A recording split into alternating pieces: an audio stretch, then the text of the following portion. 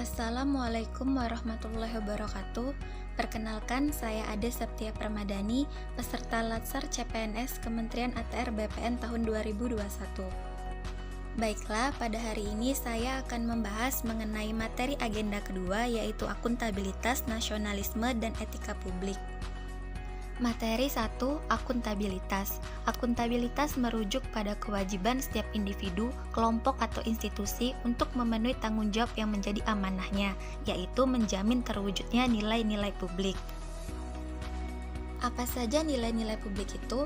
Yang pertama, mampu mengambil pilihan yang tepat dan benar ketika terjadi konflik kepentingan. Yang kedua, memiliki pemahaman dan kesadaran untuk menghindari dan mencegah keterlibatan dalam politik praktis. Yang ketiga, memperlakukan warga negara secara sama dan adil. Dan yang terakhir, menunjukkan sikap dan perilaku yang konsisten dan dapat diandalkan sebagai penyelenggara pemerintahan. Ada 4 aspek akuntabilitas, yaitu akuntabilitas sebagai sebuah hubungan, akuntabilitas yang berorientasi pada hasil, akuntabilitas memerlukan konsekuensi, dan akuntabilitas membutuhkan adanya laporan. 3 fungsi utama akuntabilitas, yaitu peran demokratis untuk menyediakan kontrol demokratis, peran konstitusional untuk mencegah korupsi dan penyalahgunaan kekuasaan, dan peran belajar untuk meningkatkan efisiensi dan efektivitas. Akuntabilitas terdiri dari beberapa tingkatan yang dimulai dari personal, individu, kelompok, organisasi, dan juga stakeholder. Akuntabilitas memiliki 4 dimensi. Yang pertama, kejujuran dan hukum yang terkait dengan kepatuhan terhadap hukum dan peraturan yang berlaku. Yang kedua, proses, yaitu apakah prosedur yang digunakan sudah baik dan cukup. Yang ketiga, program, yaitu apakah tujuan yang ditetapkan dapat tercapai. Dan yang terakhir, kebijakan yang terkait dengan pertanggungjawaban pemerintah atas kebijakan yang diambil terhadap DPR atau DPRD dan masyarakat luas. Untuk menjadi PNS yang akuntabel, maka seorang PNS harus memenuhi konteks akuntabilitas dalam organisasi. Di antaranya, perilaku berkaitan dengan transparansi dan akses informasi, yaitu PNS tidak mengungkapkan informasi resmi atau dokumen yang diperoleh selain seperti yang dipersyaratkan oleh hukum atau otorisasi oleh institusi. Menghindari perilaku curang dan koruptif, yaitu PNS tidak terlibat dalam penipuan atau korupsi. Perilaku terhadap penggunaan sumber daya milik negara, yaitu PNS bertanggung jawab untuk pengeluaran yang resmi. PNS hanya menggunakan pengeluaran yang berhubungan dengan pekerjaan. Sedangkan perilaku berkaitan dengan penggunaan data dan informasi pemerintah, PNS menjamin penyimpanan informasi yang bersifat rahasia, dan PNS menjaga kerahasiaan yang menyangkut kebijakan negara. Terakhir, perilaku berkaitan dengan konflik kepentingan, yaitu PNS harus dapat memastikan kepentingan pribadi atau keuangan tidak bertentangan dengan kemampuan mereka untuk melakukan tugas-tugas resmi negara. Materi kedua yang akan kita bahas adalah nasionalisme. Nasionalisme adalah suatu sikap politik dari masyarakat suatu bangsa yang merasakan adanya kesetiaan mendalam terhadap bangsa itu sendiri dikarenakan mempunyai kesamaan kebudayaan, wilayah, serta kesamaan cita-cita dan tujuan. Hal-hal yang mendorong munculnya paham nasionalisme adalah 1. Adanya campur tangan bangsa lain, misalnya penjajahan dalam wilayahnya. 2. Adanya keinginan dan tekad bersama untuk melepaskan diri dari belenggu kekuasaan absolut. 3. Adanya ikatan rasa senasib dan seperjuangan. Dan 4. Bertempat tinggal dalam satu wilayah. Prinsip-prinsip nasionalisme itu sendiri antara lain adalah hasrat untuk mencapai kesatuan, hasrat untuk mencapai kemerdekaan, hasrat untuk mencapai keaslian, dan hasrat untuk mencapai kehormatan bangsa.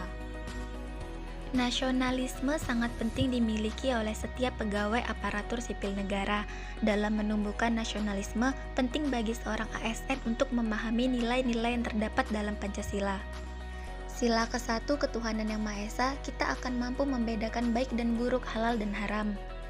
Sila kedua kemanusiaan yang adil dan beradab, kita akan mampu berlaku adil, menghormati hak asasi orang lain.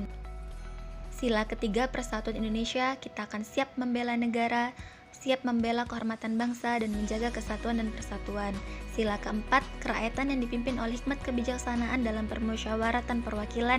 Kita akan memiliki sikap tidak mau menang sendiri, tidak menghalalkan segala cara, dan tidak berbuat yang merugikan orang lain atau kelompok.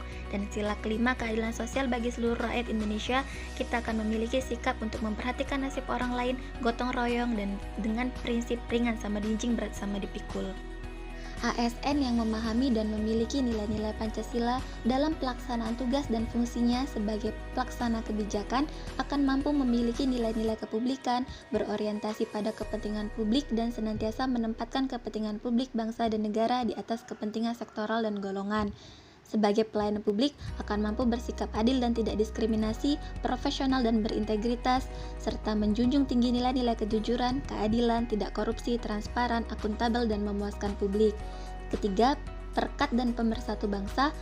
ASN akan memiliki jiwa nasionalisme yang kuat, memiliki kesadaran sebagai penjaga kedaulatan negara, menjadi pemersatu bangsa dan mengupayakan situasi damai di seluruh wilayah Indonesia dan menjaga keutuhan NKRI. Materi ketiga yaitu etika publik. Etika publik merupakan refleksi tentang standar atau norma yang menentukan baik atau buruk, benar atau salah, perilaku, tindakan, dan keputusan untuk mengarahkan kebijakan publik dalam rangka menjalankan tanggung jawab pelayanan publik. Sedangkan kode etik adalah peraturan yang mengatur tingkah laku dalam suatu kelompok khusus, di mana sudut pandangnya hanya ditunjukkan pada hal-hal prinsip dalam bentuk ketentuan-ketentuan tertulis.